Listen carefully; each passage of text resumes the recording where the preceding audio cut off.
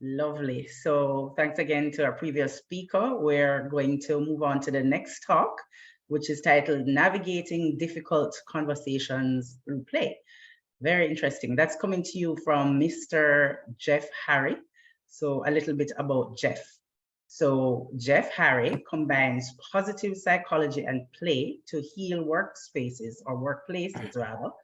He helps teams build psychological safety and assists individuals in addressing their biggest challenges by embracing a play-oriented approach to work. Jeff has worked with Fortune-ranked companies such as Google and Microsoft, helping their staff to infuse more play into their day-to-day. That rhymes. Jeff's main goal has been to help improve the working environment by assisting leaders in building a playground workplace atmosphere. So go ahead, Jeff. Thanks, Grace. Thanks, Nicole. Thanks, Dr. Dave. Here, let me share my screen and let's get started here. All right. So just give me a thumbs up if you can see it. All right, let's get into this conversation. Okay, here we go, Dr. Dave. I'm ready. Okay, navigating difficult conversations through play. So let me review what we're actually going to be covering here. Let me just move this down so we can get to that.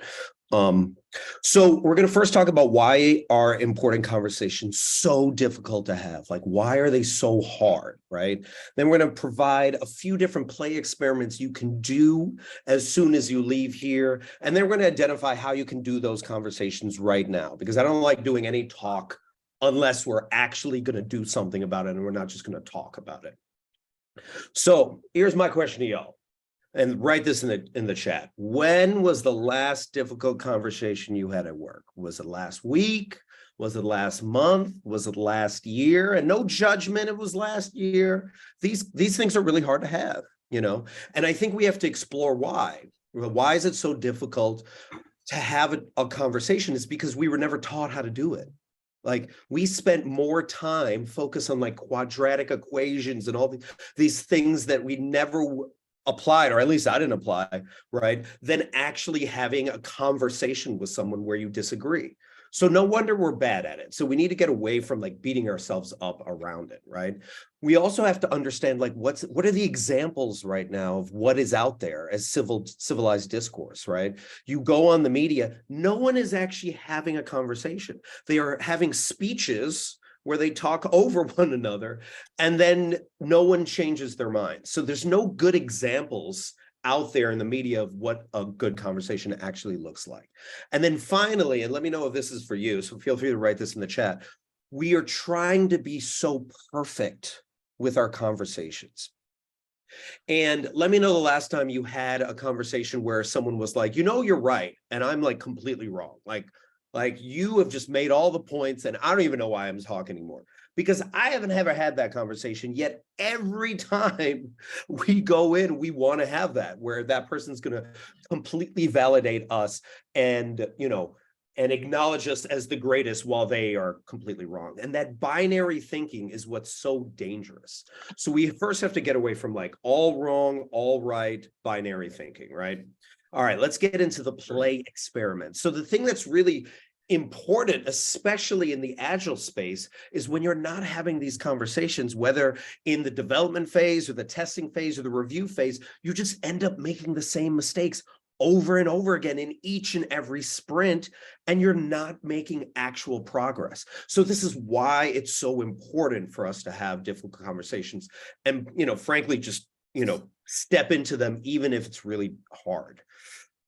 So I approach it from a place of play, because play is the opposite of perfection. It's rooted in curiosity, experimentation, a sense of wonder, right? In play, you actually let go of results. In conversation, you're obsessed with the result. So the first play experiment that I would ask you to do is stop trying to win. And you're like, what do you mean? I love winning. Like, I need to win. Like winning is the whole point of having conversation. The reality, though, is most conversations aren't designed for you to win. It's not a court case. There's no judge and jury for a majority of these ones. And the thing that people forget is an obsession with winning a conversation will ensure you lose. I'll say that again. Obsession with winning a conversation will ensure that you lose it. You might feel right. You might feel justified. You might feel righteous in the moment. But because that person feels so crappy about themselves afterwards, you're not actually getting them to buy in, and especially when we're in the workplace, a majority of the time we're trying to get people to buy in. So we have to be asking ourselves, okay, what do I want from the conversation? I want to be heard. I want to be understood. I want to be seen. What do you think the other person wants? They want the same thing. So the question for you, or the first question for you, is how can you ensure that that person is heard and seen as much as you are? That's the first thing we have to figure out. So we need to stop trying to win, and we have to figure out how do we make sure that person feels seen and heard, just like us.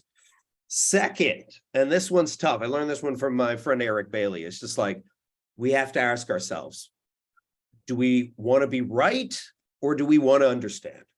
Like, you can't do both. And right now, if you think you're like, well, I'm going to be a little bit right, but then I'm going to understand as well. No, you're not ready. You're not ready. If as long as you have a little bit of like, I need to be right, you're just not ready. And that's a great tool to be like, okay, I'm just not ready to actually have this conversation. Because when you're finally ready to have that conversation, you can be curious. You can be humble. You then are willing to walk into the conversation and be like, okay, what do I want to get out of this conversation? Am I open to understanding where they're coming from? Right? Am I willing to let go of the results? Like, if I don't get what I want from this, am I okay still having this conversation? And if those are all ones where you're like, okay, I feel ready, then all your questions going in have to be open-ended. They can't be leading questions. They can't be yes/no questions. They can't be ones where you're trying to maneuver them a certain way. They have to be open-ended, and you have to actually be curious. You can't just be BSing them, because we can smell BS from a mile away. And an example of that is I had a conversation with someone that I completely disagree with on the political spectrum. This was right after January 6th of 2021. And she was actually at DC on January 26th. She was one of the supporters of that event, right? And we had a conversation over YouTube, and it was 3 hours long, just to try to gain understanding. And it was so enlightening because we were on YouTube, and she has a lot of followers. So those followers were sending me death threats, apparently, in YouTube. I didn't look at it. My friends were telling me about them. And the whole time I'm still trying to find understanding. And what I learned from that was that I had to acknowledge her experience, even if I disagreed. I couldn't conflate all people that agree with her into a single demographic if I was going to ask her to not do the same, or do the same thing for me, right? And I had to be, and this was so hard, I had to recognize that I wasn't the hero in my own story. I had to check myself and be like, where is she right? I can't believe I'm thinking this, but like, I need to find a common ground here. And then I need to understand where potentially we can find common ground. And it took 3 hours just to get a basic amount of respect. And by the end, the people were like, well, I disagree with this Brown dude, but, he's not that bad, and that is progress, right? The person, I forgot what his name was, that got 300 people to leave the KKK. He did it with regular conversations where he never told them they were wrong. He just was like a human being to them. So we have to be thinking about, how are we approaching it this way? And then lastly, the last play experiment is you got to understand what type of listening you're trying to approach from. Are you not listening? Most of us, a lot of times, we're not listening. We're just like, yeah, I'm listening, but you're not. Or are you listening to wait till that person's done speaking? You're like, okay, you're done, then I can speak. Wait, I can speak, right? Are you listening to evaluate, where you're just like, yeah, I disagree with that, and I'm going to point it out to them as soon as they're done? Or are you actually listening to empathize, actually listening to understand what's not only what's being said, but what's not being said? Because when you're listening to what's not being said, let's give the example of a sprint, right? The team is stressed out about a sprint, worried that the team might not accomplish their goals, right? They're freaked out. When you finally show up and you're like, what I hear is that we're scared. We might lose our jobs, we might get dinged, we might not get our bonuses. Like, there's all these things.